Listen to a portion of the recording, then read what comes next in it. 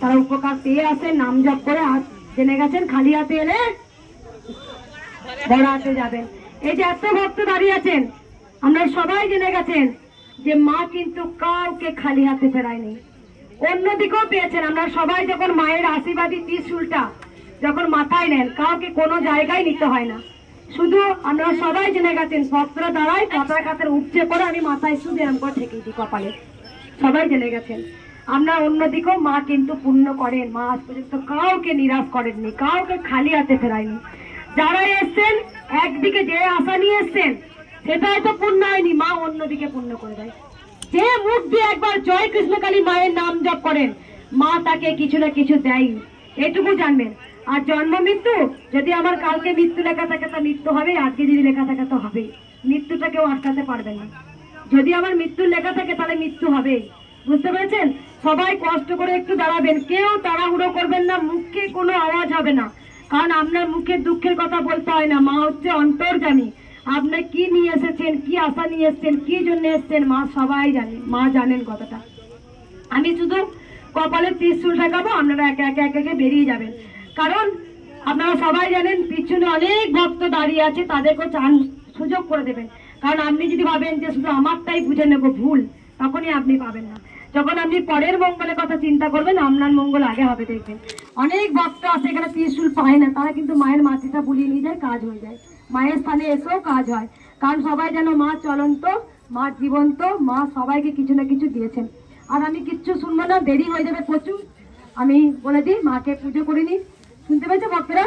মায়ের পুজোটা করিনি, একটু তোমরা দাঁড়াও, এতক্ষণ আমার জন্য কষ্ট করেছো। কাল থেকে লাইন দিয়েছো না তোমরা? কাল থেকে দেখি দাও একবার, কাল থেকে লাইন দিয়েছো? কটা থেকে? কাল কটা থেকে?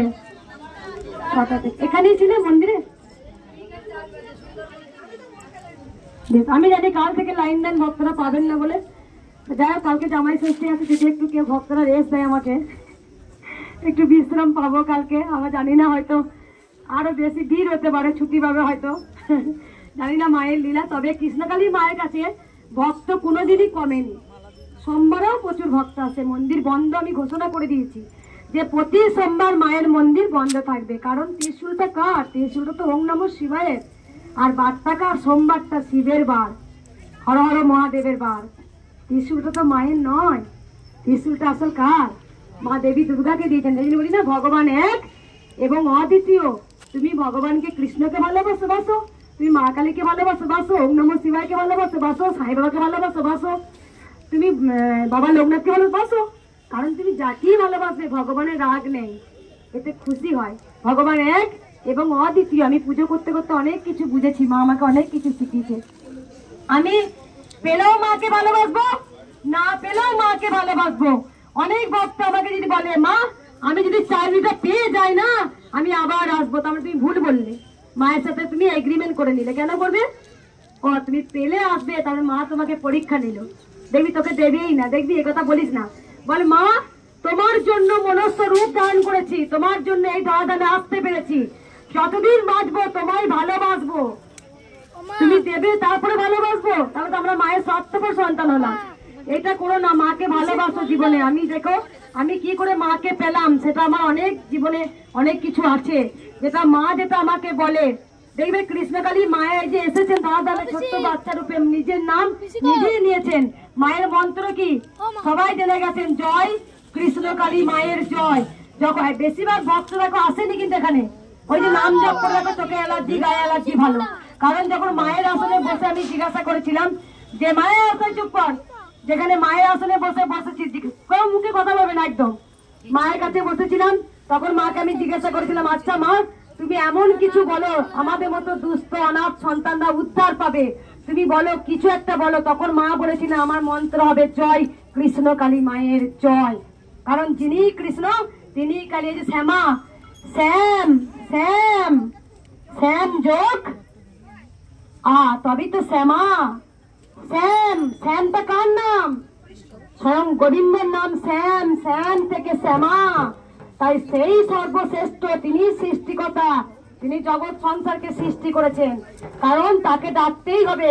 আমরা যখন মনুষ্যরূপ ধারণ করি, যখন এই দারাধামে আমরা আসি, তখন ভগবানকে বলে আসি হে ভগবান, যখন আমরা যাচ্ছি তোমার নাম জপ করবো, তোমাকে ডাকবো, কিন্তু আমরা মোহর মধ্যে ঘুরে বেড়ি। কোথায় গার্লফ্রেন্ড, বয়ফ্রেন্ড, স্বামী, স্ত্রী, টাকা পয়সা, গয়না গাটি, মা বাবা, এই চাকরি বাকরি, ব্যবসা বাণিজ্য, আমরা এই মোহটাতে ঘুরে ফেরি। আর তখনই আমরা গোবিন্দকে ভুলে যাই। আর তখন গোবিন্দ পরীক্ষা নিয়ে দেখে, তোমাকে আরো দুঃখে ফেলে। যারা ভালো হয় তাদের জীবনে সবসময় দুঃখে হয়। কারণ অর্জুন দেখবে অনেক দুঃখ, সত্যবাদী যুধিষ্ঠির অনেক দুঃখ করেছেন। ভগবান স্বয়ং শ্রীকৃষ্ণ নিজে জ্বালা কষ্ট যখন মনস্থ নারায়ণ থেকে যখন তিনি এই ধরাধামে এসেছিলেন, ওনাকেও অনেক কষ্ট ভোগ করতে হয়েছে।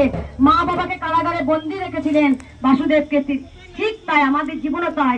আমাদের জীবন তো কষ্ট পাবেই, আমাদের সুখ দুঃখ মিলিয়ে কিন্তু জীবন। কেউ বলতে পারে না যে আমরা শোলে সুখ পাবো, হতে পারে না মা, কোনো দিনই হবে না।